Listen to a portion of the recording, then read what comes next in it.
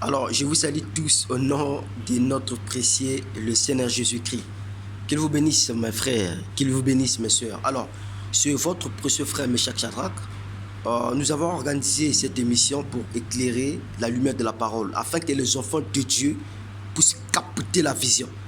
Il y a longtemps que Satan nous a fait la guerre, mais trop c'est trop, parce qu'en ce temps de la fin, l'âge, celui dans lequel nous vivons, la parole de Dieu a été révélée entièrement. Nous pouvons alors rentrer dans la pensée de Dieu pour comprendre les choses d'autrefois. D'autrefois, les prophètes de l'Ancien Testament n'avaient pas pu révéler. Amen.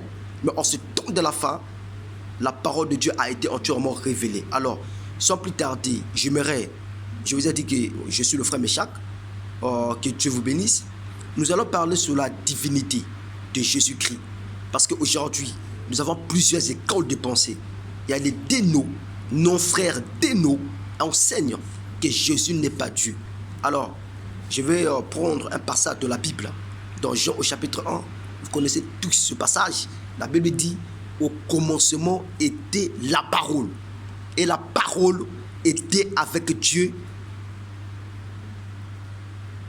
Et la parole était Dieu. Ça, c'est au verset 4. Si je ne me trompe pas, le verset 14, il est dit que cette parole a été faite chair. Alors, il y a des gens qui sont voilés. Qui sont des bébés spirituels. Parce que quand tu es bébé spirituel, tu ne peux pas comprendre la divinité. Vous savez, la divinité de Jésus-Christ, c'est l'ouverture de toute la parole. Si, quand vous lisez la Bible, de la Genèse à l'Apocalypse, si vous ne voyez pas Christ, ça veut dire que vous avez manqué de quelque chose. Christ était la divinité suprême. Amen. Alors, dans ce passage que nous venons de lire, nous sommes dans l'Ancien Testament. Amen. Parce que nous avons deux testaments. Il y a l'Ancien et le Nouveau Testament. L'Ancien Testament a été écrit par Moïse. Rappelez-vous des 5 premiers livres, ce qu'on appelle par la Torah.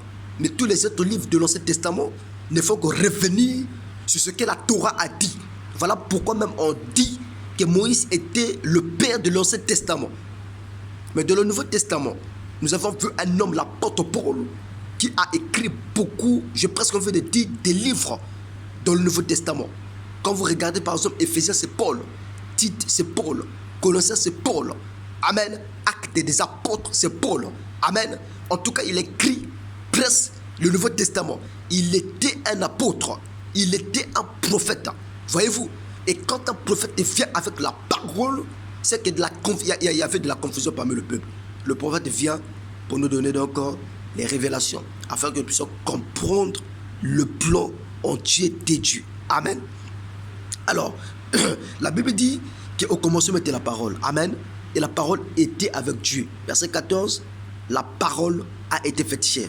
Voyez-vous, si au commencement était la parole, et la parole était avec Dieu, mais la parole a été faite chair, mais vu qu'au commencement était Dieu, et Dieu était la parole, c'est Dieu qui s'est fait chair. Amen. Alors, pourquoi Dieu dans la chair humaine? Mais c'est parce que c'est par rapport à ce qui s'est passé au commencement. Lorsque Dieu avait placé Adam dans le jardin d'Éden, Adam pécha. C'est ce que la Bible dit. Amen. Tu souffres aujourd'hui. Amen. Pour prendre de l'eau, pour manger quelque chose, tu dois fournir des efforts. Tu dois chercher un boulot, un travail.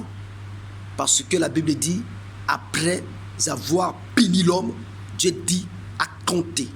À cause de ce que tu as fait, tu mangeras à la sueur de son front. Mais sinon, au commencement, quand vous regardez par exemple Adam pouvait parler à la nature. Il était un Dieu mi-nature, mes frères, mes soeurs. Mais lorsque le péché est rentré, Dieu a enlevé cette autorité. Voilà pourquoi, d'où le péché, la maladie, les misères, la pauvreté, tout ce que nous pouvons donc constater de l'âge, celui dans lequel nous vivons. Le péché était rentré dans le jardin d'Éden. Mais Dieu voulait sauver l'homme. Notre Dieu est parfait. Peu importe ta condition, peu importe les moments que tu passes, ne t'inquiète pas. Le Dieu que tu sers, il est réel. Dieu a dit non, je dois sauver l'homme. Mais pour sauver l'homme, il faudra qu'il ait le sang. Amen. Pour sauver l'homme, il fallait qu'il ait le sang.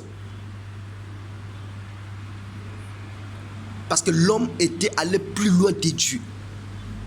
Il fallait qu'il ait le sang. Alors, Dieu va